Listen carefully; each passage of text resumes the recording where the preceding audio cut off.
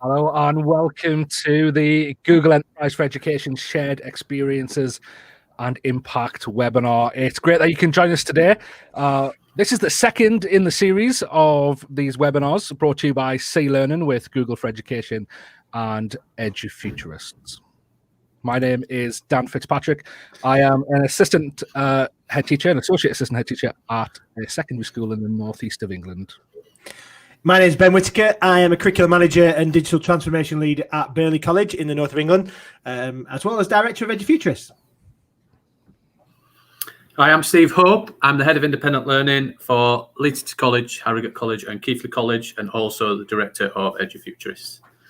So you can go watch the recording of the last webinar. This is a second in the series, as mentioned, down at the bottom. So youtube.com/Edufuturists.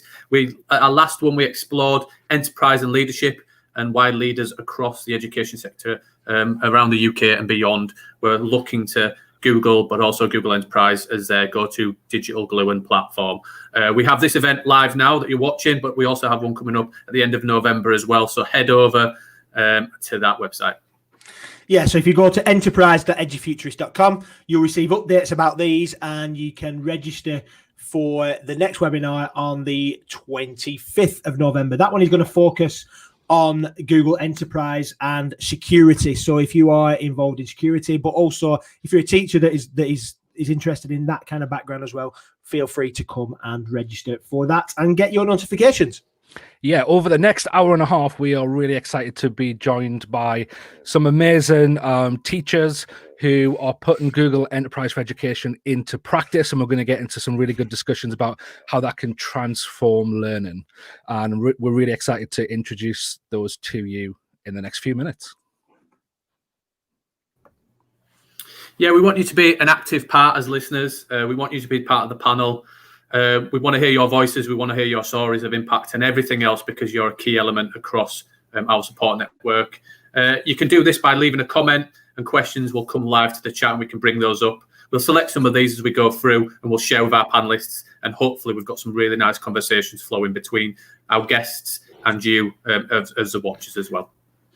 Yeah, if you're doing that, I know that one's gone in already asking from one of our panelists today what the favourite feature of Enterprise is. So feel free to jump in on that chat now as we get going. As we're doing the introductions, that might be a nice little way to get in. To give us an introduction to Google Enterprise for Education, we're joined by Simon Fasolo. He's joined us on these calls before.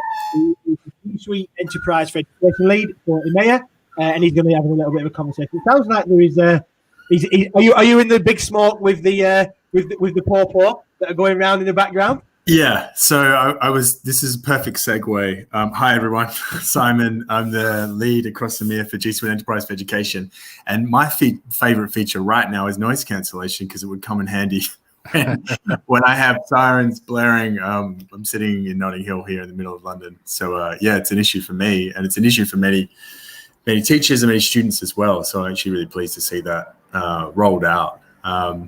Yeah, shame I don't have it right now. But anyway, really happy to give a quick update on G Suite Enterprise for Education, or a quick overview, I should say. So we'll just, for those of you who aren't familiar with the product, we'll just quickly go over it. I'll introduce it here. So if you're not familiar, G Suite Enterprise for Education is an upgrade on the current G Suite environment that you might be familiar with, or that you will be familiar with. And really, it's tackling two major areas. So enhanced security and enhanced learning tools. And that's how I like to think of it, just breaking it down into those two major areas. You can see here on this slide, I've broken it down as well. So you've got the security and admin controls on one side of the coin. And here are some of the major features: security center, security dashboard, security health. You can read, I don't have to call these all out one by one, but really, what issues are they solving? They're protecting your users. They're keeping your domain safer in this age of hybrid learning, and they're giving you access to much better data analytics and controls from an admin perspective to keep your users safe and to get better insights and make better decisions as a school, a college, or a university going forward. And then on the teaching and learning side, I probably don't have to labor on this too much, but of course we have Google Meet, which is on a real journey. Many feature upgrades, that have come down the line, including some of those that we just mentioned. Yes, so, and actually, I might just mention here as a big teaser, I just saw the roadmap ahead as well, and it's really exciting. Can't talk about it right now, but we will talk about it. And there's even more coming to Google Meet, so stay tuned for that.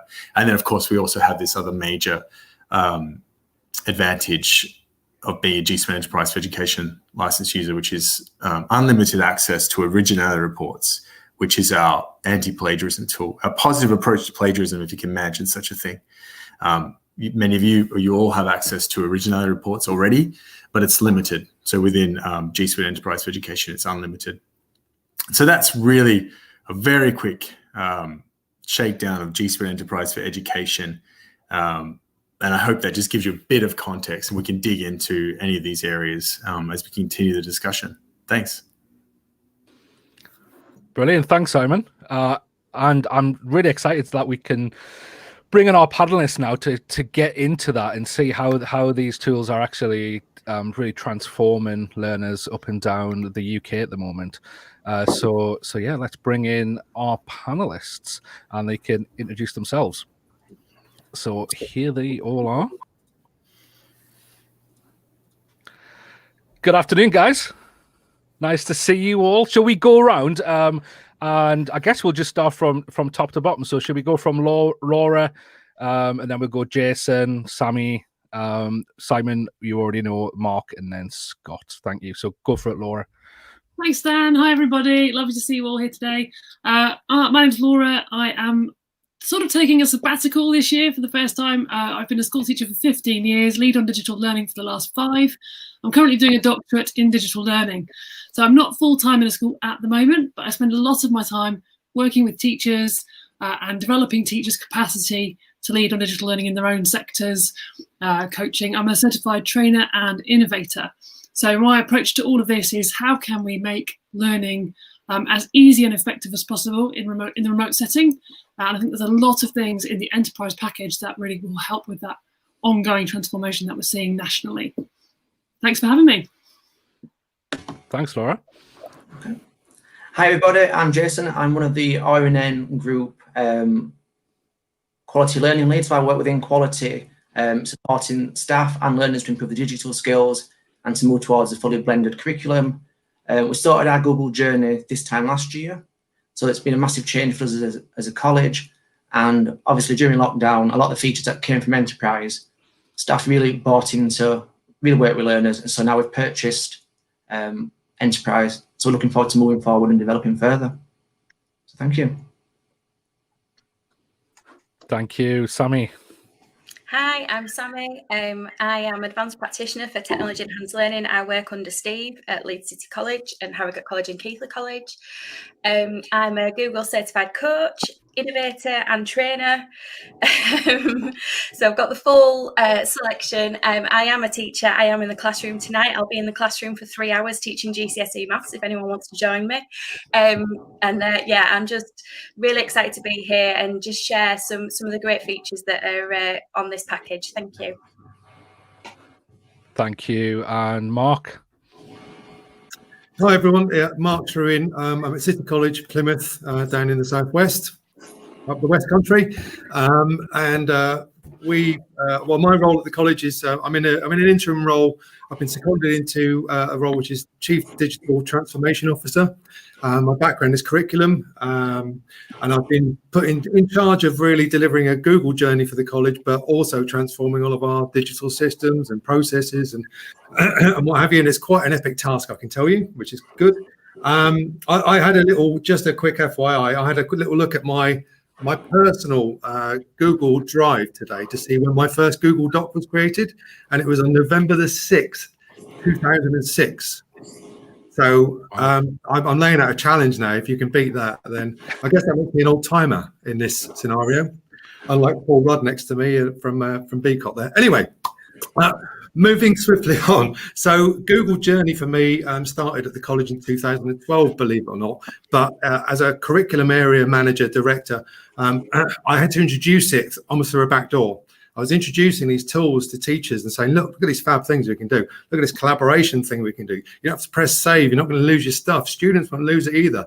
And that was really before Classroom had kind of matured and all that kind of stuff. So we've been hanging around with it a long time, and it's taken our college a while to come to terms with there's a world outside of the kind of main providers, and there's alternatives, and we really want to be agnostic in the kind of software and development and the tools we use, and Google is as close a friend as you need it to be, and we're doing all kinds of cool stuff now. Enterprise is fully across the campus. Everybody loves it. The students love it.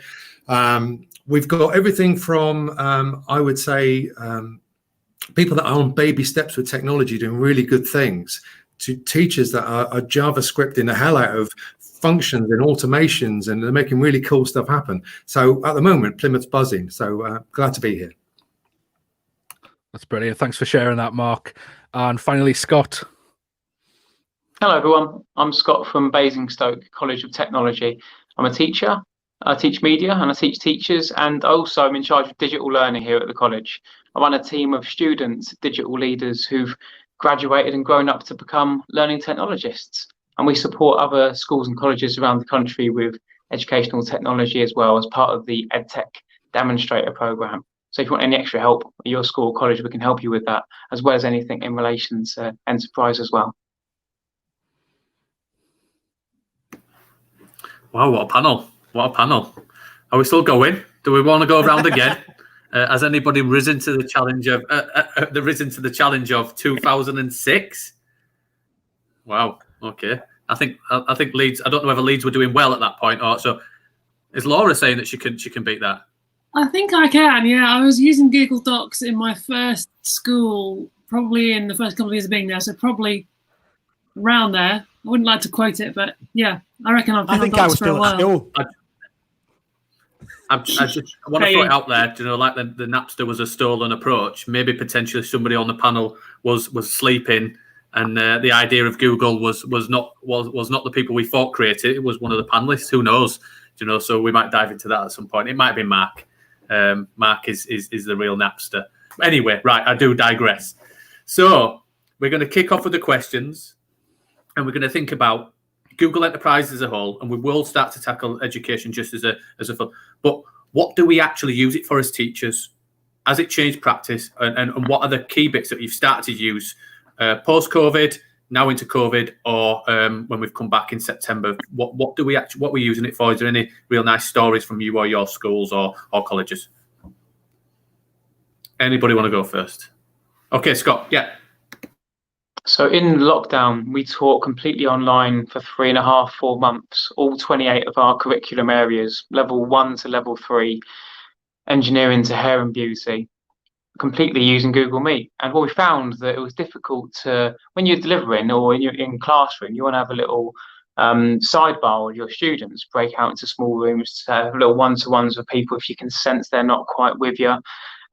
So what we did was we created separate meets, one-to-one meet links, and I'd take a student out of the class of 20 to go into that separate one-to-one space to have a chat, to talk to them, to find out what it was that was not working for them in that for that day, personal, mental health, whatever it would have been.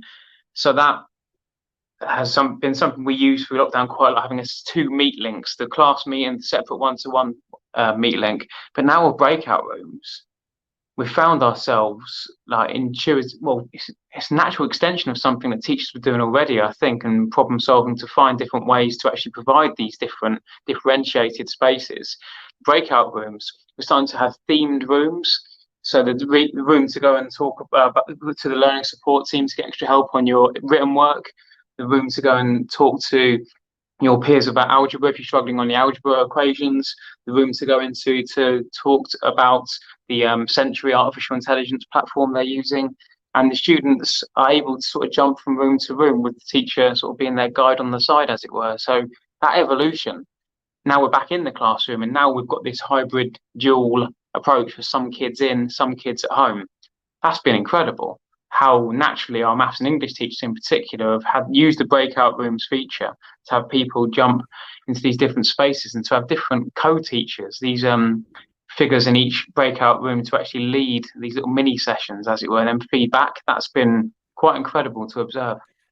Yeah, I totally agree with you. It's really interesting when you're talking about breakout. If I was to, I think before they announced about breakout rooms, it was really interesting how many of the staff at Burnley were all like, this is really great, but it's really great, but, and then one of the other video platform tools started bringing these things in and says, surely Google are bringing this into Meet. Surely they're bringing this into Meet. And they're like, please, please, please. And actually, if I'm honest, the decision-making factor, the biggest decision-making factor for us going to Enterprise for Education was breakout rooms. Me too, Ben. That the group work stuff and the ability to do that was just massive. I don't know if anybody else is on the same page in terms of breakout rooms and what that's going to mean for group work and collaboration. Yeah, I'll jump in there. I think from the perspective of a school that didn't use Google Meet last summer because this was the missing piece of the puzzle, to now working as a trainer with large groups of people, the ability to be able to do everything natively within the space. I think as someone who, we all think about teaching and learning, and Scott was a perfect example of how teachers are creative and we'll just adapt and we'll go, okay, I want to be able to do this thing that I would naturally do. How do I do it? Now it's all in. All of that mental effort on how to do the task for the teacher and for the students, it goes on the subject, not on the mechanism. I think that's a really important change that Enterprise brings to the picture. I'm really looking forward to using it in training sessions for exactly the same way. Polls, it's really simple, but is everybody still with me? I call it a Goldilocks poll. Is the porridge the right temperature? Is it too hot? Is it too cold? You have to have that kind of thing just within the context, not sending people out to other platforms or doing other things. I think that's really powerful. I'm looking forward to giving it all. Definitely. I think you touched on something there which is really key for us, and it's kind of one of the reasons why we went for Enterprise at Tanfield School. And that was because I think right at the start of the journey, in terms of the start of lockdown, when a lot of schools were starting to use these tools for the first time, I think it was an achievement to get online for a lot of schools. So to post some materials up on a Google Classroom, to create a Google form that automatically marked the work, were massive hurdles for a lot of schools. And to do a live lesson. Sorry, that's my Google Assistant trying to join in there. And then to do a live lesson. Where we were in a Google Meet, again another massive hurdle, but the kind of underlying questions underneath all that were these are good in terms of accessibility and being able to communicate and do work with the students. However, when's the pedagogy going to come in terms of when are we going to actually when are we going to talk about? I mean, I think that just for a lot of people was when we're going to talk about the pedagogy.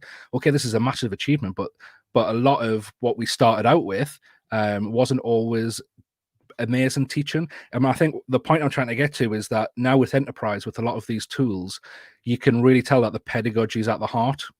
So the chance for, like at our place, I'm in a secondary school and we do a lot of hinge questions. So we'll teach a bit of work and we'll throw a hinge question in just to make sure that the class are with us. And then so one of the polling within Google Meet is ideal for that. It really is. And then the question and answer feature. So I guess should we stick with Google Meet for the moment? Because we seem to have delved into that and kind of the myriad of new features with Google Meet, especially for synchronous learning. Sammy, do you want to jump in and just tell us about kind of how you guys are using that and how it's helping with the teaching and learning? Yeah, I think polls, like you said about hinge questions, we call them checkpoints, where we check what they're doing. And for me, it's always an exam question, which is still a paper-based exam, so it's a photo of the paper on the screen. But anyway, and then the poll is just for them to say how do they feel about it, and that's the thing that a lot of teachers say that they're missing, is that feeling and that connection. So polls really help with grasping that and reading the room. But question and answers, just to be able to flip back and see an unanswered question in the chat, what a time saver that is, that you can just go, oh yeah, right, that's really important for everyone at the minute, and it includes everyone and encourages their peers to answer the questions as they come through. You know, if you know the answer, help someone out, because they might not be able to follow what I'm saying whilst I'm presenting. And so I think it's just a really powerful, like you say, that the pedagogy is at the heart of it, and it builds that collaboration for the students as well as connecting everyone together. Can I just jump in there? And I know we're talking about teaching and learning, and I know we're talking about that, but I know, Sammy, you're doing a lot of work around communities and building that connection and trying to get real life situations where students in a classroom would learn from each other and feel that connection. And actually, I think going into the meeting, the breakout stuff, and all of those examples is around what are they missing. And we're not talking about remote teaching and crisis teaching anymore. We're talking about online learning. Actually, how can we build communities with our peers and our learners? And I think that's an element that you just touched upon that's so important. It's about learning and how students are helping each other in terms of their process, and the teacher comes in and facilitates that. But I think as well, you know, the power of nipping into a breakout room when there's a crisis. I teach adults at the minute, and there are as many crises as you'd come across in a normal classroom. And you can just see in their face that there's something not there. And you're like, right, okay. And we can just quickly, yeah, we did do the 2 calendar links like Scott said, and you can log off this one and log on that one. But then they end up with so many tabs open and they don't know which one's which, and they're in the wrong room and nobody's in there with them and they're all lost. And what you were trying to achieve is completely undone. They're even more disconnected. But with breakout rooms, you can just hop in and hop out and check on them. And what I really love is, like Steve said, about building this community and collaboration. You can put them in a breakout room and they might be shy and they might be quiet, and mine are adults and they will never meet each other. They will always be online. And I can nip in and nip out and see those conversations and see that being built. And that, for me, once we've done that, then we can start learning. That skill's so important, that they connect and collaborate in a breakout room, and I can just flip between and just check on everyone. Really, really, really powerful. And I like to sit in the main room and just sort of wait and see if anybody needs me, because if I'm not needed, then they're all okay and we're doing a good job. And that's it, isn't it? That what you just said about, I wondered where you were gonna, if you were gonna go. The fact, as a teacher, your job is changing, and our job has changed dramatically. We talk about this quite a lot on the podcast, this idea that we've gone from being the expert in the room to now we are just one of many experts in the room. And actually, they probably need to check what you're saying anyway, because they're just Googling it to check that you're saying the right thing. I tell a story quite a lot about one of the students I was teaching. He said to me, as I was about to start my class, he kind of just railroaded and said, oh yeah, I know about Kant's categorical imperative and X, Y, and Z, and he told all this stuff, and he said, yeah, I watched a YouTube video on it, and now and actually I've watched a YouTube video on all the things that you've done recently, and you were right, Ben. And I was like, oh, thanks for that. I feel really good now as a teacher that I'm up to date with YouTube. But the fact is that our jobs are changing, aren't they? So you're saying that we are becoming those facilitators, and this allows that.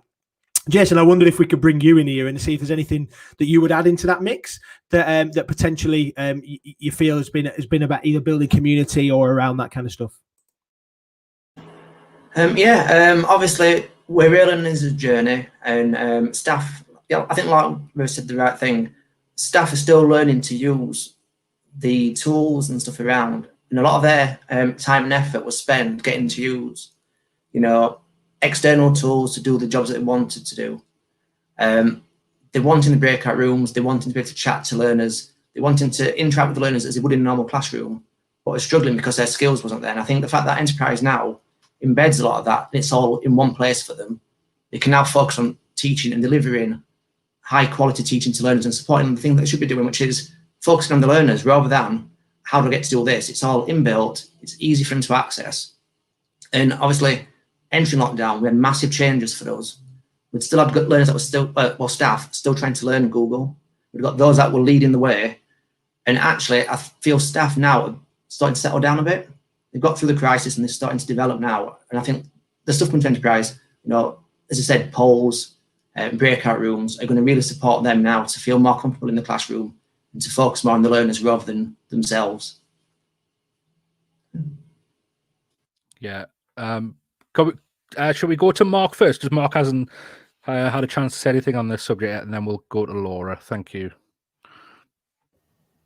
Yeah, I suppose my comment is about community really, and that we've obviously lockdown was a shock to everyone, and and with calculated grades, I felt like for quite a large proportion of students, I felt like we carried on delivering, we carried on with teaching and learning, but actually it wasn't the same as what it is now from September, because from September, for our students who are learning online, this is now the real deal. Whereas before, with calculated grades, we kind of stopped around the 23rd of March. And what's interesting now is we're having to deliver some students in the classroom, every student at home, some students at home, some students in the classroom, and combinations of all of those things. And I think I think we're in the biggest educational experiment of in recent history. I really do. I think it's the most fascinating time for technology, and I think where Google saved our bacon in the beginning of lockdown, but has continued to support us, it's the fact that Meet is it's really simple to use, and there are very few people that can't use it in the college or couldn't use it very quickly and be comfortable with it. But secondary, it's that the integration of all the other tools that are available is you don't have to go looking for anything. You're not looking at multiple logins and sharing stuff over email and all that kind of stuff. So it's been liberating, really. But whilst we've been in this experiment, and I'm sure my colleagues on the panel will echo this, I learned a huge amount about how our students like to learn. And we were a traditional face-to-face college. I have to say, City College Plymouth was, you come to the college, you come to the college. I couldn't give you even a handful of examples where online learning was a thing that we were doing. That's now completely changed and will change forever. I'll give you an example. Access to HE, we've got big numbers of access to, well, for Plymouth we have anyway, it's about 450 students study access to HE every year. When I worked with those students at the end of the lockdown experience, and I gathered from, what did you want from this? What did you learn from this?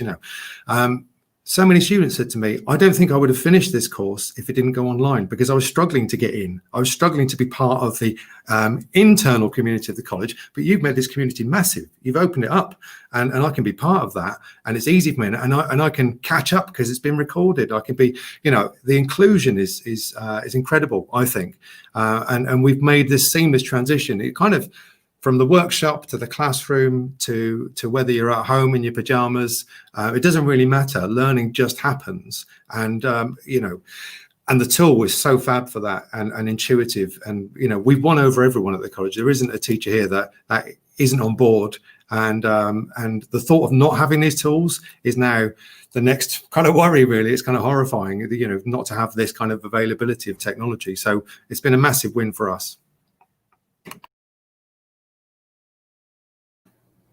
Laura, did you want to jump in there? Yeah, that's great. I guess kind of maybe one more quick point on Meet, and then question. Really, it's something I haven't explored, but I know it's in the enterprise package, and it builds on what Mark was saying about inclusion. I watched a brilliant webinar the other day with one of the Edufuturists, Dan, and he was talking about how he uses the noise cancellation in hybrid learning, and I thought that was really, really smart. So in the enterprise, you can have the noise cancellation on, which means that if you're trying to bring in kids who are at home, you can set up your Chromebook on the desk facing the classroom. But adding the noise cancellation means that the Meet prioritizes the voice. So you'll lose a lot of that background noise, and kids who are at home will have a more equitable experience. I thought that was a really clever application of technology to a problem solver. So I wanted to give Dan a shout out on that one. And then my question, if I can, because I'm not a data nerd, I know that in enterprise you get more reporting or a better ability to do analytics on your domain. And in terms of thinking about equity and access, I know from my own students over the summer, there were some students who really found it easier and better learning from home. Kids with social anxiety, kids maybe on the spectrum, all kinds of reasons. Some people are just more comfortable learning at home. And I wondered if in enterprise there's an easy way to sort of isolate those individuals and see how their learning is compared time to time. Does anyone want to come in on that? It has to be Simon. Yeah. I don't want to be a data nerd either here, but I'm not. I'm really not. Gaming's the thing for me, so I guess I am a bit of a nerd. It's a great point. It's a really good point. And data analytics is something that we're developing more, I would say, on the enterprise side. Hint, hint.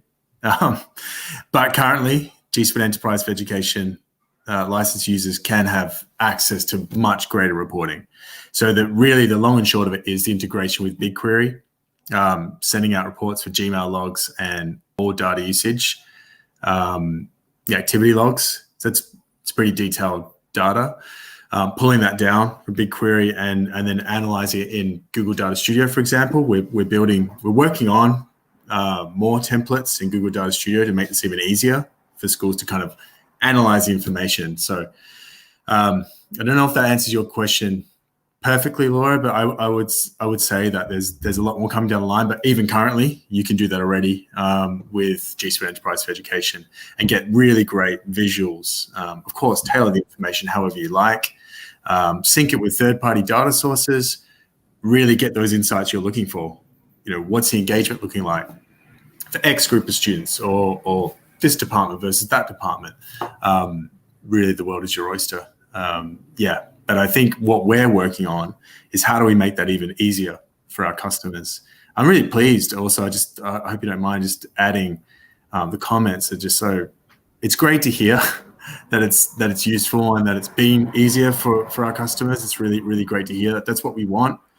We do think about, we listen to the feedback and we think about the teaching experience. At the end of the day, if technology is making it more cumbersome, it's really not helping, So if it's a tool that actually integrates a lot of other features and saves a teacher navigating here or there or everywhere. I grew up in a household. My dad was a maths teacher, classic maths teacher, and that was fun for me. And he wanted things black and white. He wanted things simple. He said, I got a class of 30 kids every day screaming at me. I got to deal with this. And I know that I always think of him, actually. I think, what would my dad like right now with this tool? And I know that a lot of our product teams think that way too. And of course, respond to the feedback that we get from our customers, but really, really pleasing to hear that it's made your life easier, I would say. So thanks. Yeah, I think the to kind of wrap up the meat thing there as well, just to come back to what Laura was saying about noise cancellation. I think the background blur has been a huge thing. I have loads of students who have got the place that they learn is not really somewhere that they want to share. They might have to learn in their bedroom, literally sat on their bed. They might not have a desk or whatever else, and they wouldn't come onto camera. And therefore, those visual cues that you talked about, that level of involvement was a huge barrier to them. And I think one of the things that's really important here is that we are giving that level of, you said equitable access, but I think it's that there is without becoming too ethereal and existential, this idea of making people feel like there's a bit of social justice here as well for people that might not be happy with their own situation, but the blurred background literally gives you an opportunity to be comfortable where you are, and there's something really powerful about students feel comfortable. We're massively passionate about that as Edufuturists, about this. And in fact, one of our most recent podcasts was this isn't a plug for Edufuturists, by the way, or it sounds like it, is with Liz Pemberton, who's the Black Nursery Manager. I know you've interviewed her as well, haven't you, Scott? One of the things he's been talking about, like that access. So I think that's really cool and really, really exciting. Well, I think it might be worth, if it's possible, to kind of just jump onto one of the comments that's come in on the chat, because I think it ties in nicely. It's from Jamie from C Learning, but I think it's relevant about this idea about how the technologies that we're using are supporting greater personalization, because I think we talked about community. The personalization element, is there anything that we're kind of seeing that might be useful here? Does anybody want to unmute themselves first? I'll take it then. Okay. I think I'm going to stick with meat, because what I like about the polls is that you don't have to release them all to everyone. So you can personalize your approach as the moderator based on the data you're seeing coming from the meat. And it's that they're not going to be embarrassed about what they said in the poll or how they rate themselves and things like that. And you can direct your teaching based on that. And they then, they understand where the journey comes from, because they know it was them that said that to you in the poll. And I think you can then give them the choice in a breakout room. And we were talking a bit earlier, weren't we, about when the pedagogy is going to come in from this panic response teaching. But actually, this is where it comes in. If we can give learners a choice of a breakout room, then that's a transformative learning experience that's personalized to them. This room does this if you want to go do this. This room does this if you want to go do this. And this room does this if you want to go do this. And we'll come back together. So yeah, that's what I would say is my key bits for personalizing learning at the minute. Yeah, Scott, yeah, you go. I found, in terms of personalised learning, the most interesting things I've seen in lockdown and since September, it's been the use of chat to accompany projects in beauty, makeup, and my media class, which I teach every Tuesday. These incredibly nuanced, complex little groups of chat between 2, 3, 4 people where they're ideating, sharing documents, and launching meets from their space if one of them is working remotely in the Google chat group. All the while, myself and our teaching assistant are in the group so we can monitor their chat for professionalism. And of course, they can share hilarious memes and GIFs to illustrate how they're feeling in terms of frustration and whatnot. But all the while, they have that little milestone check-in with myself and the teaching assistants to make sure that they are sharing the resources properly, showing critical inquiry to actually challenge each other's points. If someone doesn't turn up, then they hold their teams accountable. And we see this really interesting sort of cross-section of student behaviour in these chat groups where they talk and share and collaborate and hold each other accountable in a way that is more granular than if it was in just 20 at once. We're seeing these small, again, it's like a breakout room, I suppose, similar to my example before, but these small little pockets of very idiosyncratic conversations and personalised approaches. And that can be broken down even further into the one-to-one chats that we have with our students, which is our first line of contact with our students. It's Google Chat. If you're running late, Google Chat. If you're going to be sick that day, just Google Chat your tutor. And that's replacing the phones, it seems, at the moment. It seems to organically be doing that. So in terms of personalisation, Google Chat, probably more than Meet, actually, or they're level pegging, certainly, in terms of the popularity.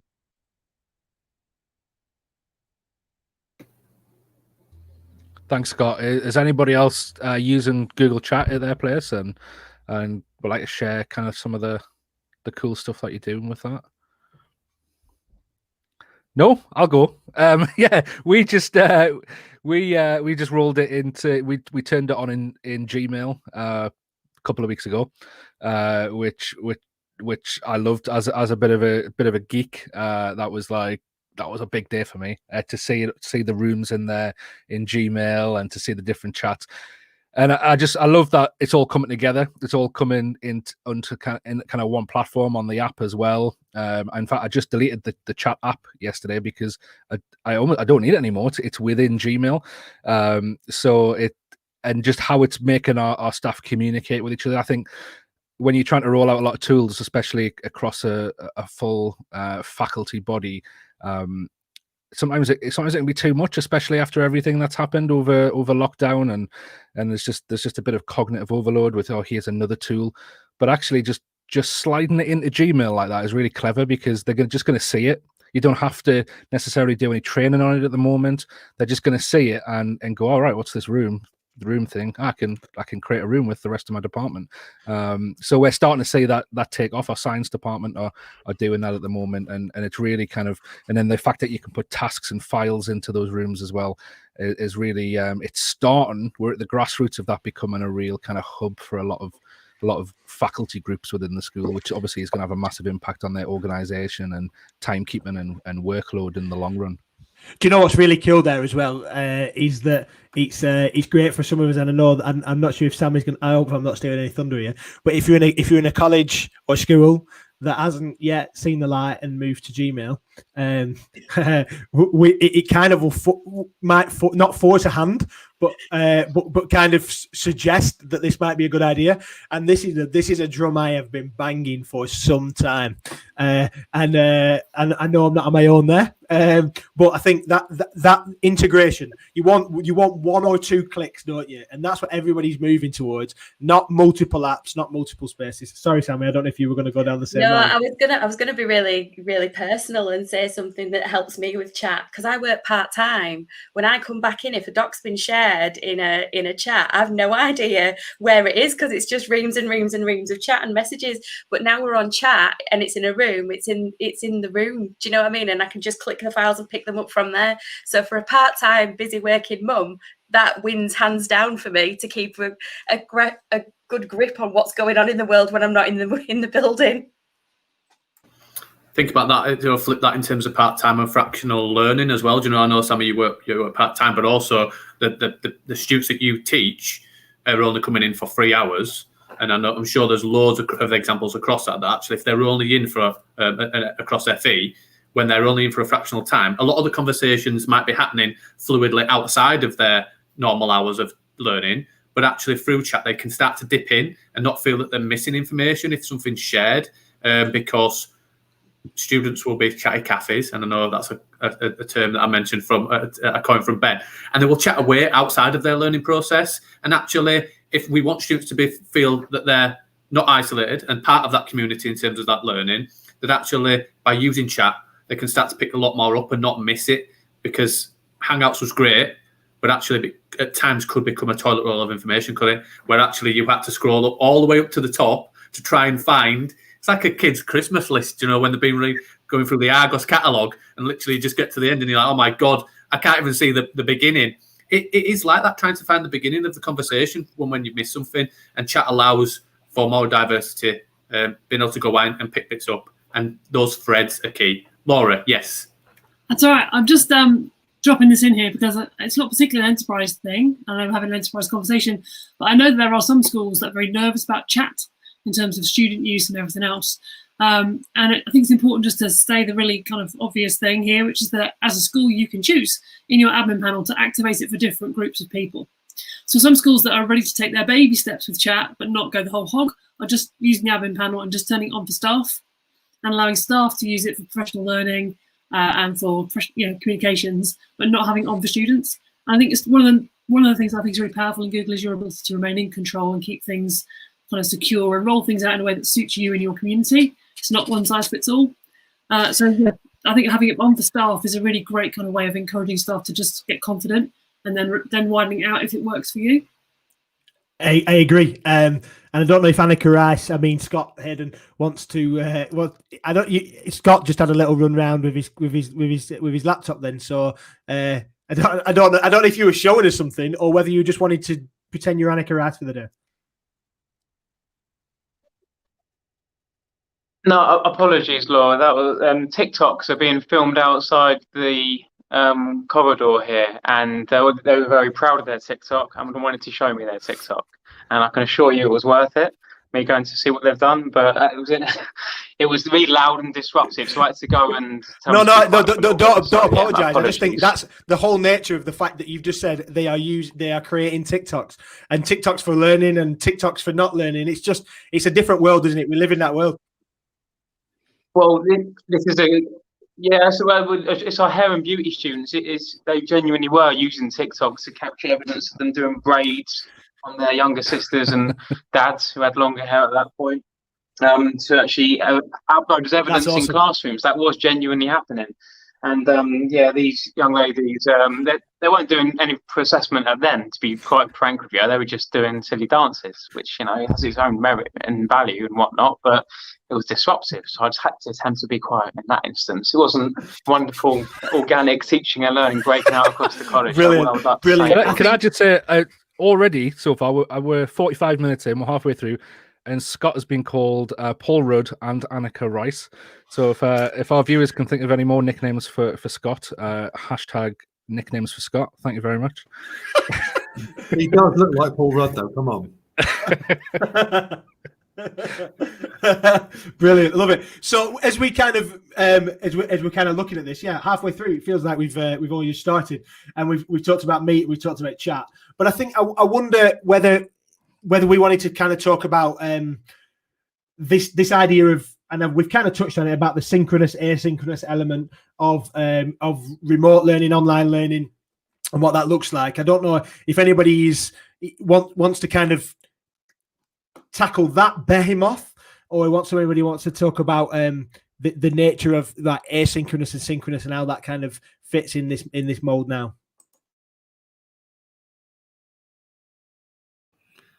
Yeah, Mike. Happy to make a start.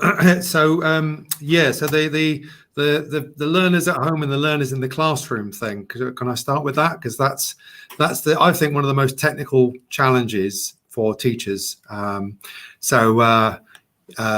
First of all, positioning webcams and the type of webcam and all that kind of stuff is really critical. And and whether your webcam's any good, we managed to buy 50 webcams that sounded like you're underwater. And I know we're by the sea, but we weren't quite in the sea.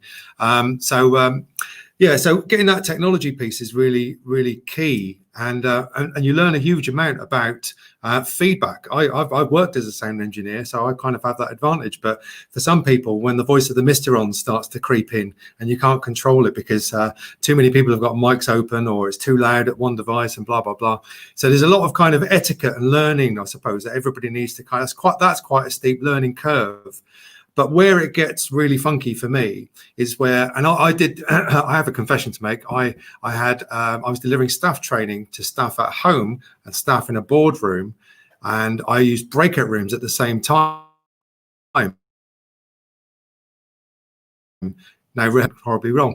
But what I was trying to do, I was trying to use a boardroom big screen, which had a really good webcam attached to it, and that was fine until I went into breakout rooms and I wanted to communicate with my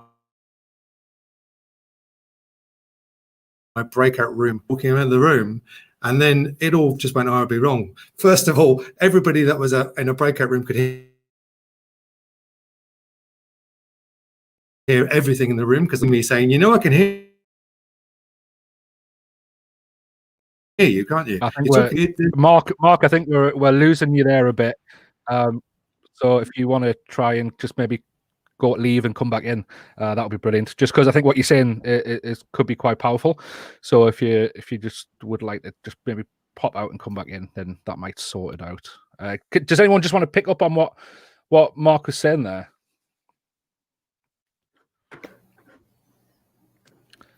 Yeah, I'll jump in there. I think one of the really key things that I think Mark said was about practice. I think there's lots of nodding heads here. We're all trying things for the first time. And actually, as people who coach or mentor other teachers or train teachers, I think encouraging a feeling of confidence and safety in people to experiment, to try things, to practice, it is a big part of what I do.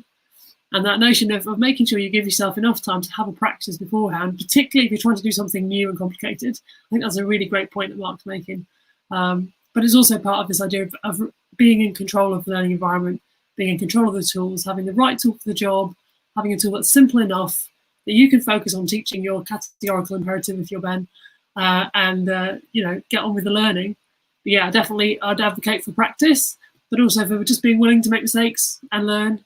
So setting yourself up in an environment where you can do that, I think is important. Yeah, and I think that's key in terms of the synchronous and the asynchronous element. I think the trial and error, the fact that we're all going through the same process. I think the quality assurance process, there was a presentation at an AOC event yesterday in terms of how we should be looking at quality improvement, not quality assurance of these processes, which is a massive element. I've heard some real bad stories in regards to online learning, and I know we talk about Google and enterprise and platforms, but actually that without that element to try and give it a go and give it your best shot and actually learn from it and iterate and develop, I think that could be a big problem. And I know I don't want to go into that because we probably know people, friends in different colleges that are going through that, and it's sad to see.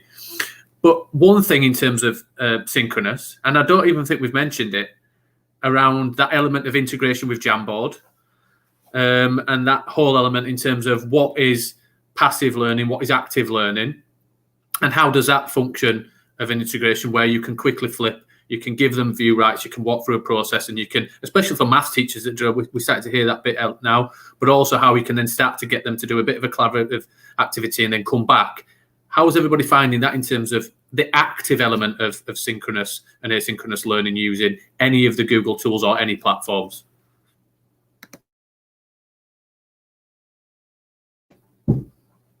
Scott, yeah?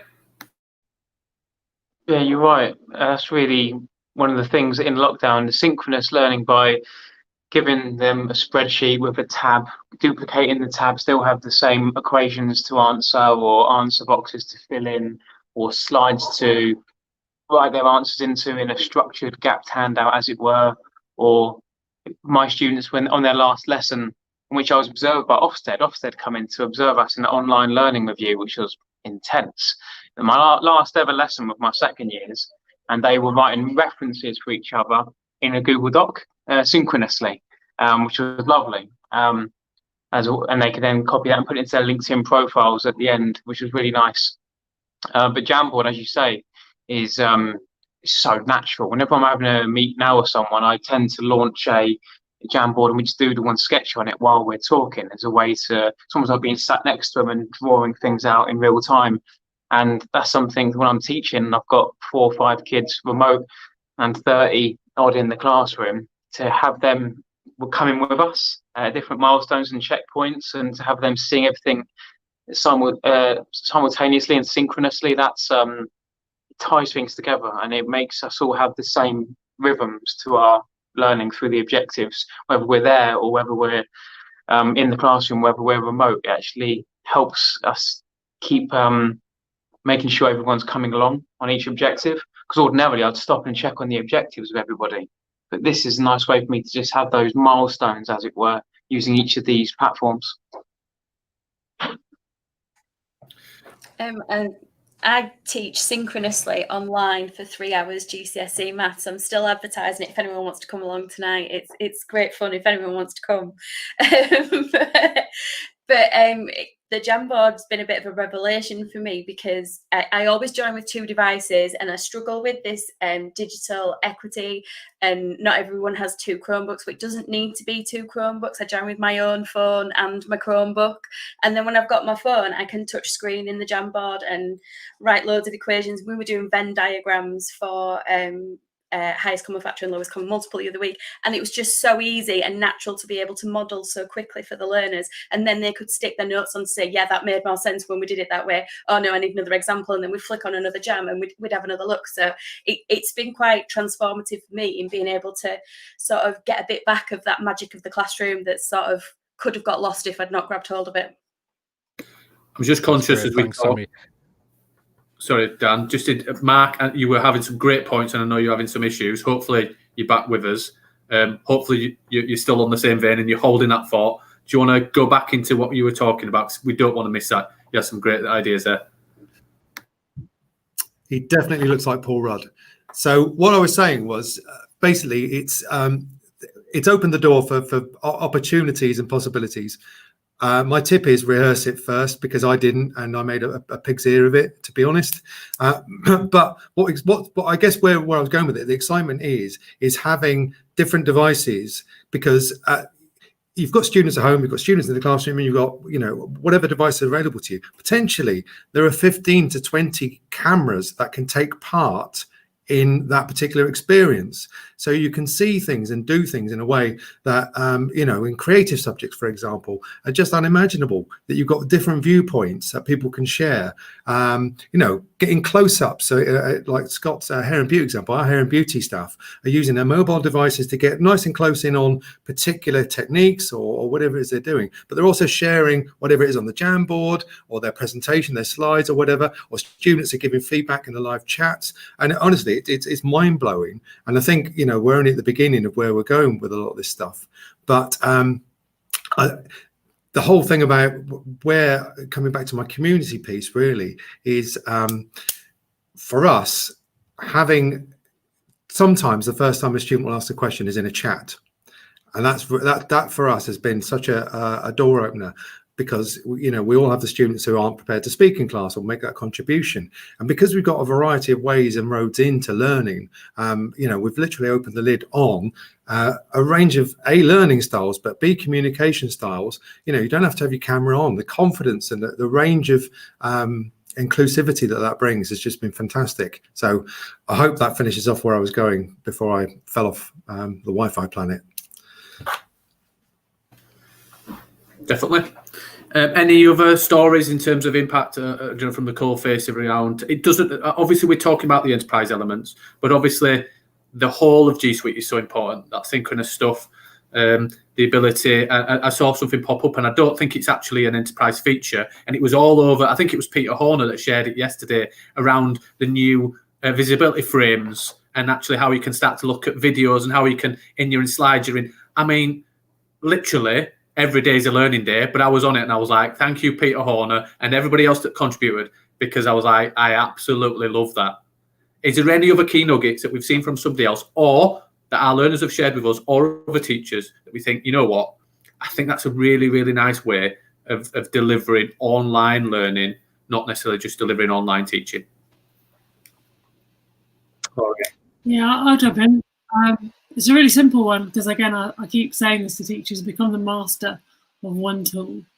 I personally think Google Slides is my Swiss Army knife. I think when students are at home, particularly during lockdown, they can be quite isolated, and they need opportunities to learn together, which might be independent of us. And we've talked a bit about that today in breakout spaces and chats and all the rest of it. I just think a really simple activity like scaffolding collaboration in slides, where you make a space, you say, this is your team space, just that really simple thing.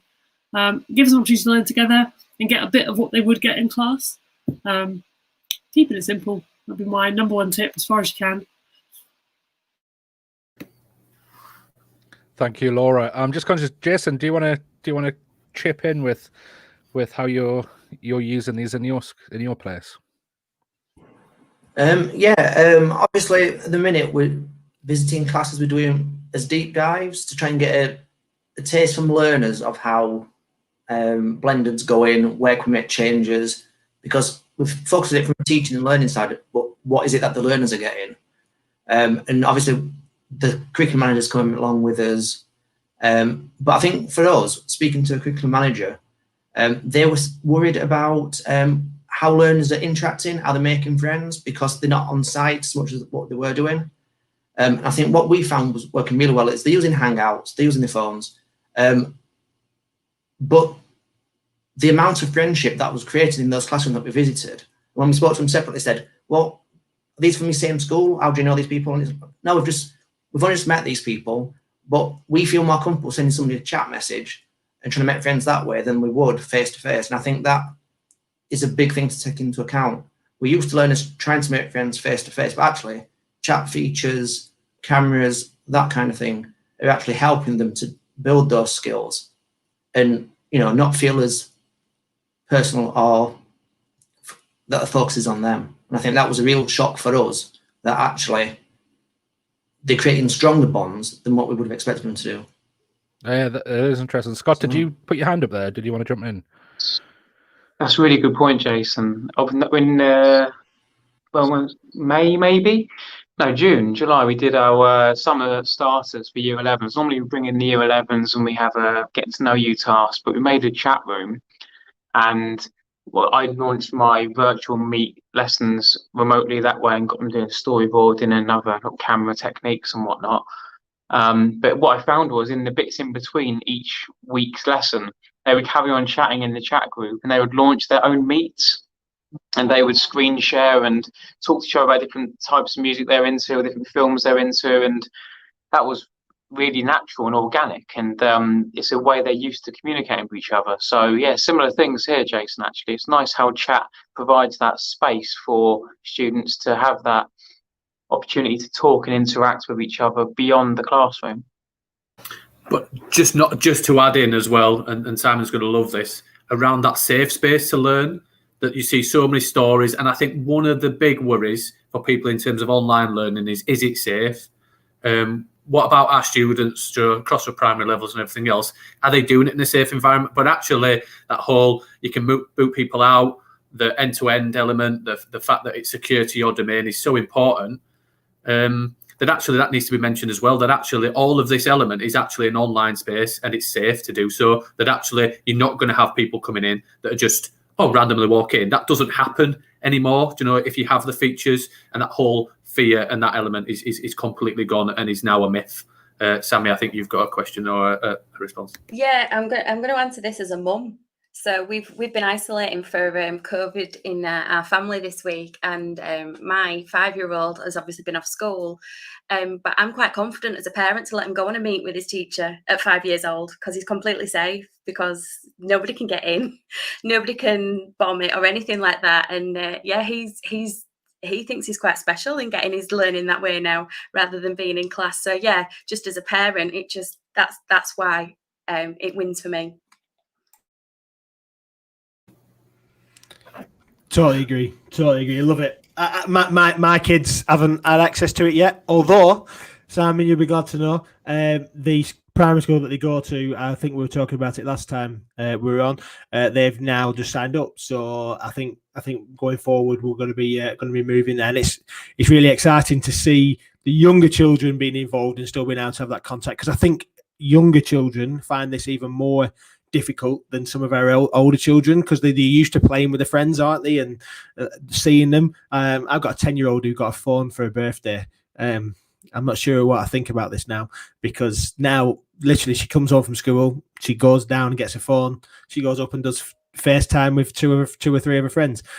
Perhaps I need to make that into Google Meet, so I can control it and put it on my domain and make sure I can see all the chat going on. But that's maybe a little bit too far. Anyway, I also wondered whether it's worth. I know that this feature is going to come up at some point, so I wonder if we kind of hit it now, which is originality reports. We talked about originality reports with our with the senior leaders in the last session that you can catch up on this channel, but also we talked about how originality reports are a feature for normal Google for Education, but the unlimited elements and the unlimited amount of originality reports in Google Classroom is a huge feature. Now, I don't know if it's worth Simon maybe jumping in at this point, talking about what originality reports are. I know we kind of touched on it, and then perhaps talk about what the difference that's going to make in schools and colleges. Happy to do that. So originality reports is our anti-plagiarism software. So I think what's really great about this, if you're not across this tool, is that students have access to it as well as staff. I think that's probably it's one of the main points right there, is that it's using technology to be more of a proactive, positive learning experience, which is really what we should be doing with all of this, and less of a rap on the knuckles kind of approach to plagiarism. That's what I really love about it. So yeah, within G Suite for Education, you can run an originality report. Teachers can turn that on. I think you get your 5 assignments per course currently, and then within G Suite Enterprise for Education, it's unlimited. So what does it look like? Well, when a student runs a report, they're running against the power of Google Search, world's largest search index, and billions of pages and sites and 40 million books thereabouts. So pretty good search index. And then releasing really soon, mentioned this last time, but it is coming very soon, is the internal ability as well to build your own repository for peer-to-peer matching. That's what takes originality reports to the next level, really, for our customers. So yeah, you do want to check, that students aren't copying from each other in the domain. So that's going to change the game, I think, and make it even more valuable. A couple of points, if you don't mind, Ben, I'll just carry on, just mention a couple of points that are probably really important. One is that as you build that repository within your domain, that's your data, that's your students' data. We'll never share that repository with our wider customer base. For example, college to college, we would never do that. Never use your data for commercial benefit, because we just don't think that's a good way to go, basically. That's one thing. The other thing I wanted to mention was we talked about, actually, I think Mark brought it up, being agnostic when it comes to, how you use technology. I think that's a really good point. And absolutely same with originality reports. Maybe you're not using Classroom. It's okay. You can still actually access the benefit of originality reports through assignments. So assignments is a grading tool, but it also works as this great integrator with virtually any LMS. So imagine a world where you're using Blackboard or Canvas or Moodle or any of these other tools. You can still access originality reports through assignments. I think that's a really important point as well. We're not making our customers use Classroom. Of course, we think Classroom's great. We hope you use it and we hope you enjoy it. And there's more upgrades to come. I wish I could share right now, but I'm sure we will later on. And that's what I would say about originality reports. So pretty useful tool. Yeah, if I've missed anything, forgive me. And I'll hand back to you, Ben, at this stage. Yeah. So originality reports, that's what it does. Is anybody using it and seeing that positive, proactive element that Simon was talking about? I think Mark had his hand up there. We're not using. Sorry, yeah. Thanks, Scott. We're not using it in anger yet, but we're so ready for it and have been desperate for it for such a long time. Part of my mission with the digital transformation piece at the college is around health and well-being and teacher workload. And I can go back to days of reading various scripts, resubmissions of the scripts, looking at the change in tone in the way a student writes and all this kind of thing, massively time consuming. So from a teacher's perspective, we are more than ready for this. And, and thank you, Google, for that. That's a stroke of genius. But what I really like about it, it's a game changer. It's putting the learner in the driving seat. They're then responsible for their own thought. And as Simon said, this isn't a rap across the knuckles, because there is another product out there which kind of tells you once you've handed it in that you've cheated quite significantly, which is, what's the point in that? It's too late then anyway. What are we trying to encourage in the students? Independent thought, originality, being able to read and decipher and all that kind of cool stuff. And I think it's a game changer. I really do. And I think this is the beginning of lots of little step changes that we will see through the use of technology in learning, actually putting the onus back onto the learner, owning their own learning and owning their output. Honestly, I'm super excited about it. And we're just into delivery now, and we will start to see the benefits, and I will start making lots of noise about the benefits for sure. It's a great point, Sammy. We will come to you, but I think it's that whole element of you've got to spend the money and it's going to cost us money.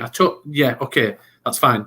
You have to make an investment in terms of Google Enterprise. We know that. Simon will tell us the price points and everything else right at the end, so that's clear. But also, how can you actually then look at the tools that we're getting, and actually how can we develop something? So actually, those people who've had a monopoly and those people who have a legacy, sounds like Mernitin and those people, but it ain't Mernitin. That might be a great tool, but actually still costing a lot of money. And actually that whole thing of, everybody else use it, that's fine. But it's only doing one thing. It's about development. It's about learning. With all of the conversation today has been about a learning process. And actually the benefit of the tool is that learners get to try. And actually, if they've got it wrong, they can see that they've tried something and potentially not going to be chastised for it, but they're actually, I've tried to cite and I've tried to reference, but I've just not got it right. So actually, I'm going to go back to it because I've just not done it right. And actually, some elements and some plagiarism software just don't do that. And it's a very different concept, isn't it? Yeah, Sammy, sorry. I can talk quite a lot about anti-plagiarism software because I've tested them all. I've tested the one that sounds like what you said it sounds like. I've tested one that integrates with Google Classroom. I don't know what it rhymes with, but yeah, there's been a demand for a long time for this. So it coming into enterprise for education is a game changer because the demand is there. Teachers ask me all the time for anti-plagiarism software. I've recently done a series of videos for our staff on what it looks like from a teacher and a student point of view. And the feedback I'm getting back is, gosh, it really tells the student over and over and over again that they might want to check their work. It really reminds them that they might want to check their work. And I think because it puts, like we've said, when does the pedagogy come into this responsive teaching? Well, this is where it comes in, that the pedagogy is to develop that thought process for them, that critical thinking for them. And I was on a couple of events recently for the manifesto for teaching online from the Digital University of Edinburgh. And they were saying that there's an inherent sort of distrust in being remote and being online, because we've got so much trackable data that we can track everything that the students are doing, and we have to work even harder to build that connection to overcome that. And then coming from that as well is anti-plagiarism software, and checking for plagiarism. It builds on the idea that they're not engaging with the task, so that's why they're plagiarizing. But actually doing it this way in a more supportive approach combats all those issues, because it supports them through their thought process, it supports them through their learning. And as daft as it sounds, the repeated pop-ups that say, please just check your work, we've checked it and it's not looking great, could you have another look? It does build that connection, because they can feel that that's someone there telling them that they need to check their work before they hit hand in on Google Classroom. So yeah, I could talk for originality reports forever and a day, but I'll stop there.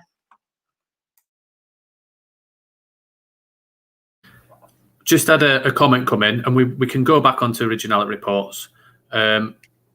That I'm just going to try and bring it up. There you go, from Chris.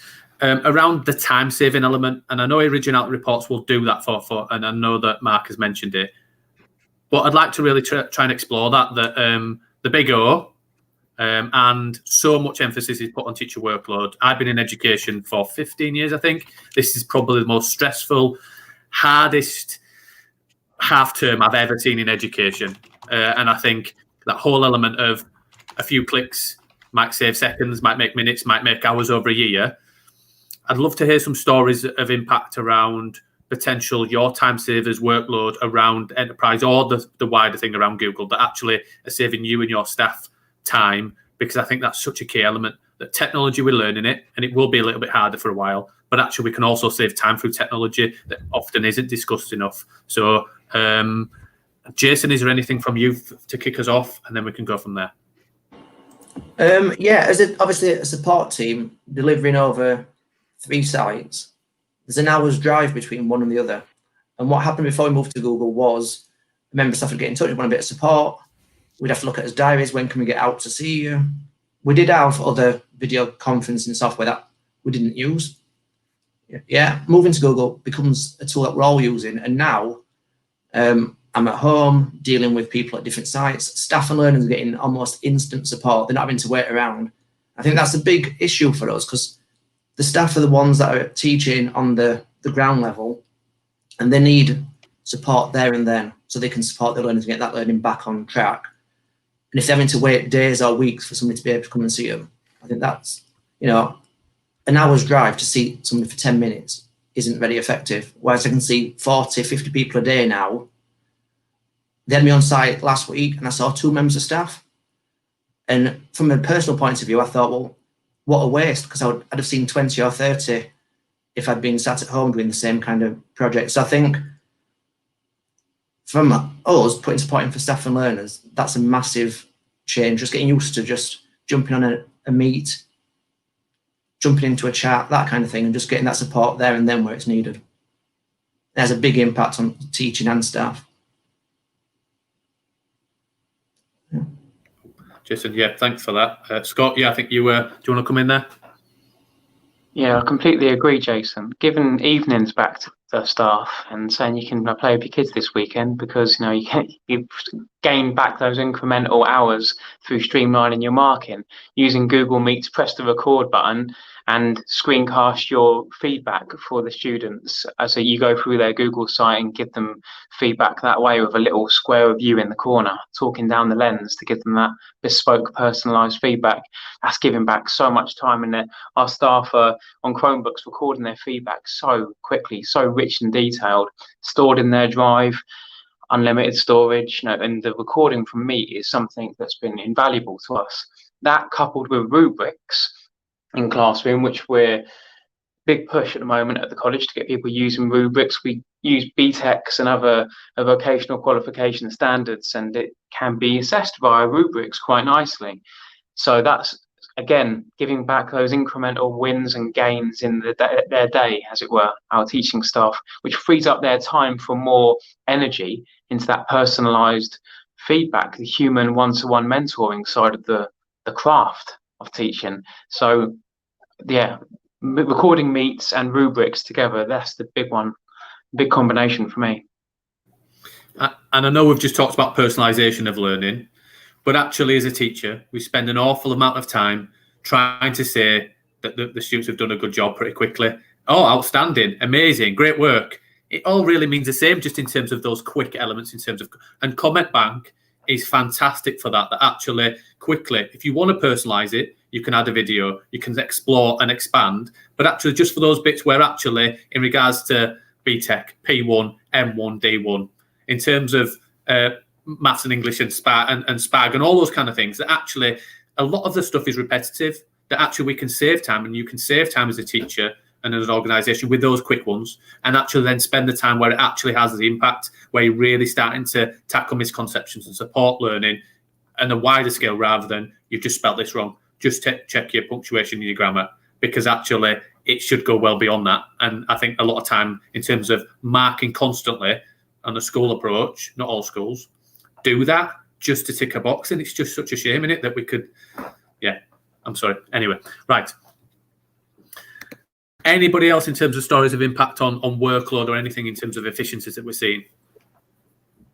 I'd just go in that as well about terms of feedback, the ability to record a meet. I think it's so powerful, because you can do that small group feedback nice and easily, and then they've got a record of what happened. Well, we can't have this teaching online as this poor man's narrative that I'm missing being able to do this and I'm missing being able to do that. What we need to do is look at ways to do things differently and more interestingly. So if you get 3-4 students on a Google Meet and you record the meet with them, they then get a record of that conversation to go back, reflect on and make changes. So that just blows everything else out the water, doesn't it, that you can record a meet like that. But you can also record whole class feedback. You could record a meet for them and say, right, I'm going to talk to you now about your assessment and what happened in that assessment. And I know I bang on about it all the time, and Steve, stop laughing, but you can build that personal relationship and be connected with them, because you can have a laugh and a joke with them in your speak, and you can quite easily record that meeting for them and you say, do you remember when I cracked that joke and you laughed, and then it meant this to you and it connected this for you? And that's the power of recording those meets. So the time saving on that, I don't have to go write any of this down. I don't have to go type it into anything. I don't have to go, write some paper out or verbal feedback given on a stamp or whatever it is, wherever I'm working. Verbal feedback given, I write down what I said. But I think that's the thing, that verbal feedback can now be captured, and I just share a link and they can reflect on that as well. And that is really powerful. I'm excited for where that'll go. 100%. I think you wanted to jump in as well. Yeah, sorry. I mean, I'm loving all these comments, and it's more interesting to hear from everyone on the panel, honestly. But I just wanted to add just one point around efficiency. Something that we overlook sometimes is the attendance tracking feature in G Suite Enterprise for Education. Real basic kind of problem that's solving, which is like, who showed up for this meet? And I can't imagine what that's like, honestly, for teachers and instructors out there. When they're trying to get on with the class, they're trying to just focus on, we're here to learn, we're here to kind of progress, and they've got to spend, I don't know, I'm sure you guys have stories on that, what that's like digitally. And also keep track of, when did they jump in, or hang on a minute, has someone jumped out? So attendance tracking is going to solve that. Basically, automatically, it'll take note, use the technology syncing there through the meet, take note of who showed up, when did they show up, when did they leave, so you get a timestamp there, and that gets, the sheet will be automatically generated and sent to your email as well, to whoever the meet owner is. And I think that's probably a bit of a time saver there, I hope, for teachers out there. Just off the back of that, Simon, we're using that every day. We've been promoting that across the school, and it, like you say, the fact that at the start of a meet you can, because what we've got is, and I'm sure a lot of you are in similar situations, we've got class bubbles who are off, or year bubbles, Thankfully, not too many, but we've got a class bubble off at the moment, and what we do is we say, well, we're going to follow a roughly the same timetable, and we try to have a blend of the synchronous and asynchronous, where a lot of the work is asynchronous, but the teacher's on the meet at the same time, just there in case they want to come back in and ask some questions, and then what the teacher can do is kind of start them off and then bring them back at the end to go through some feedback. But what it means is that the teacher at the start doesn't have to waste time. So that we talk about, and I know a lot of schools do this, that every minute matters. Every minute matters, and it's almost like a motto for a lot of schools, and rightly so, really. And that those few minutes it takes to do that, if you're having to do a register, which obviously is a legal requirement, and you're having to look down who's in the chat, who's in the meet, who's not in the meet, and you've got students who are popping in and out randomly, it just becomes a bit of a task that you don't need at the start of a Google Meet, because you want to jump to the learning, you want to engage. You don't want to go, all right, just wait a sec while I do a register. You want to start with engagement, and the fact that you get that report at the end emailed to you almost immediately after you end the meet is just helping us so much. And I just want to, before I pass it over, just on the back of that, what I discovered the other day was the email you get from polls and Q&A as well, which blew me away, because I finished a meet. I was just packing up, ready to get on with my day, and I got the email through, and I was like, "What? This is class!" I've got actually some raw data, which obviously is so important when it comes to assessment and following up and with that and adjusting learning. But yeah, I'll pass that over for anybody else's experiences with that.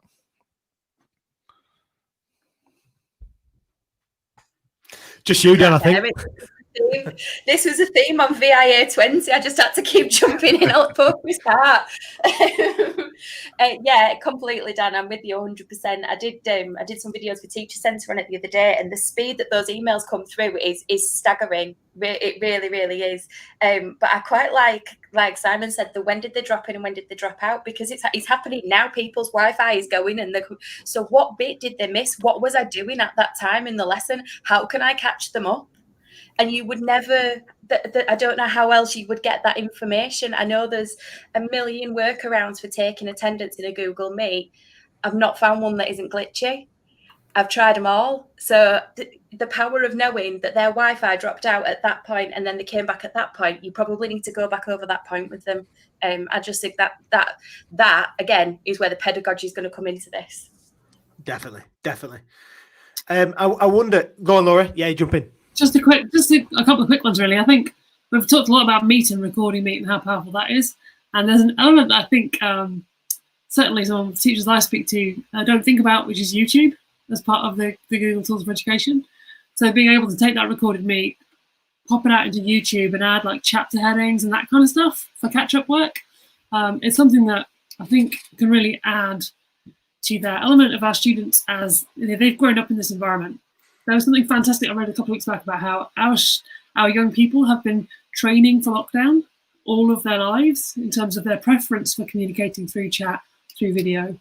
So I think there's certainly something about taking that recorded Meet and processing it and putting it to YouTube in a channel and having channels and streams that are accessible to students everywhere. If they haven't got great Wi-Fi during the lesson, whatever else, they can pick up later. I always want to give a shout out to YouTube because I think it gets kind of forgotten in the toolkit. And it's got real advantages. I agree. I absolutely agree. And I think YouTube is the ability to stream as well from our Meet is a big deal. And I know that at the back end of this we'll share out some of the features and a little bit of a one-pager to explain the features that are in Enterprise and the features that are in G Suite more generally, or as it looks like it's becoming known, we can't call it G Suite. Workspace. I think we'll just we'll get that one started. I think that's the first time I'll mention on Edufuturists about Google Workspaces as the transformation name's changing. Just as we kind of come to a close, because we're almost getting there, before Simon does his does a little bit of a roundup about key deadlines that people might want to remember. We know that Google have, and we've probably all of us on this call have had a benefit of Google listening to user feedback and then the feature requests becoming actual features. And I wonder if there's any kind of feature requests that you think we haven't got yet, but I'd love to see. So I wonder if anybody wants to jump on and that we haven't got yet, but we'd love to see. Mike? So I love tasks in my email. I love it. It's brilliant. It's helped me out plenty in terms of prioritizing, and I'm not so good with the labels thing. I get carried away with labels. I end up with billions of labels, and then I don't know what I call the thing that I was thinking about yesterday. But I'd love to see task sharing and task embedding into documents, because then that document becomes a very rich kind of project management tool, or learning outcome based tool, or activity based tool. I think there's so much scope for tasks, assigning tasks and giving responsibility. We've done a lot of it through Sheets, to be fair. Sheets has got this brilliant way of assigning a cell to an individual, and that in terms of workload and communication and just managing education and projects and what we do and learning has been really beneficial. But tasks is such a funky little feature, and it's got a great app. I'd love to see a sharing facility or an embedding facility. Definitely. I think just on the back of that, I'd love to just add, because you sparked my imagination there, Mark. When you assign a comment to somebody within one of the Google tools, for that to jump into your tasks would be phenomenal. Just putting it out there. Anybody else? Jason, do you want to jump in? Yeah, obviously we spoke about Meet earlier, about how it's developing more into a synchronous teaching environment. And I think for learners, well, staff that are struggling with that interaction between different products, having an area that you can share resources similar to what you do in a classroom, where you can suddenly say, actually, I want my learners to have this, I want them all to have their own copy. So the same functionality that you have in classroom, but you can do on the fly. Love it. In a Meet would be really useful. Sammy, we've only got a few minutes, so don't go give you full list. What would you like to see? I'd like maths symbols in a Jamboard. Win, yeah, that sounds like a little win, but a big win at the same time. For many people, I put something out there the other day. There's this other product that begins with an M that we don't often talk about, but they have this thing, Class Notebook, which has been something that the advocates from the M world, just in my college, are just like, yeah, but it's all right, this Google Classroom thing, but what about Notebook? What about Class Notebook? I would love there to be some kind of feature, whether that's embedded into Classroom or wherever it fits. But I think that student, what was a student notebook? And I know it's not just about them having sets of docs, and we could do it that way. There are workarounds. I've done workarounds myself. I just wonder if there's that would be a lovely feature to tie into it. So that's my thought. What about you, Steve? I was just going to say, maybe it's time for Simon's tea time teasers in regard to another one where it says, there's so much coming, I just can't tell you. Oh, honestly, he's teasing, isn't it? Oh, there's so much stuff that honestly I get to play with every day. It's so amazing, I just can't tell you. What? I got to say those things. No, and I didn't know McDonald's got into education. That's interesting. The M company, but I think I was taking notes. So this is great feedback. I always take notes, right? And this is my favorite part of there's so much to like about events like this, and thanks everyone, but really great suggestions. Math symbols and Jamboard. Yeah, that sounds great. Definitely register this through your tools as well, but I also like to take note of this and take it to the team internally. So thank you for the feedback. It's really great. I like the dedicated notebook idea too. Thanks. Do you want to kind of wrap it up for us, Simon, in terms of the key? Because I know the key dates are massive, and there's one coming up soon, isn't there? So I don't know if you want to do that before we wrap up. Yeah. Sure. Yeah. Just a couple of updates. Obviously, the September 30 deadline's gone. That was the deadline to retain the premium Meet features for all G Suite users. You can get those back, obviously, if you upgrade to G Suite Enterprise for Education. The real update I want to mention here is the October 31 deadline. So this deadline is fast approaching.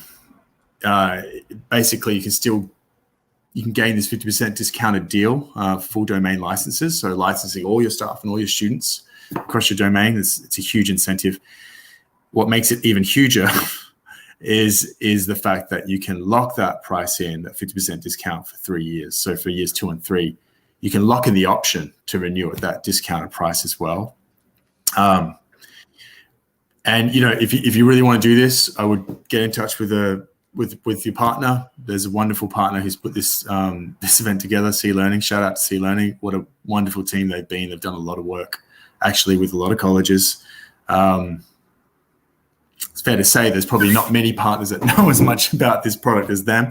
So you could get in touch with C Learning. I'm sure you know the team really well if you're interested in doing this. And the last thing I would say on this is, as long as the orders are in to Google before 31st of October, literally 12 p.m. Pacific time, October 31, they're time stamped, and you would be securing that 50% discount and that 3-year price slot. That's really important. So if you are thinking about it and you think this is a great idea, get in touch like as soon as possible, because there are no exceptions outside of that deadline. The final thing I just wanted to say is, well, here's the price. That 50% discount is at £21 per year for staff members, with free student licenses on a ratio of 1 to 10. And just to round this out, I just want to say that we're still invested in education in general. Just because we have G Suite Enterprise for Education doesn't mean we're not going to pay attention to G Suite for Education. We absolutely are. And maybe that's still the right option for you, which is perfectly fine. There are upgrades coming to G Suite for Education. Some that have just rolled out. Meet's a good example of that. I think that was mentioned before, that blurred backgrounds, for example, is not an enterprise feature. That's correct, because it's an accessibility issue. We feel that's really important for everyone, and we'll continue to do that for G Suite for Education as well. But if you do want to take advantage of the window of opportunity and upgrade because you're interested in all these additional features and you're on a digital transformation journey, get in touch as soon as you can. But thank you, everyone. Really appreciate it.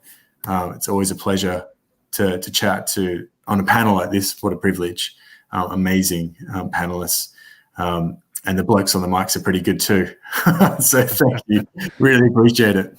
Brilliant. Thank you, Simon. And thank you to all our panelists. I know Scott and Laura. Yes, Laura.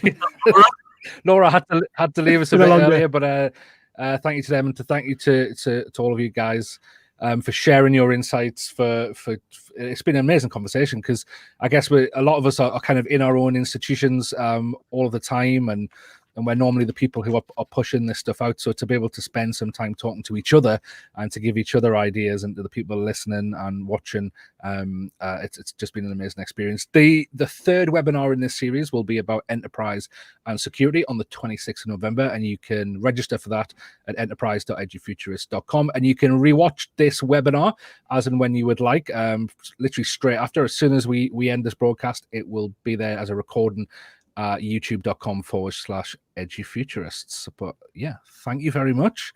Thanks, everyone. And enjoy the rest of your day. See you later, everybody. Thanks, everybody. Bye.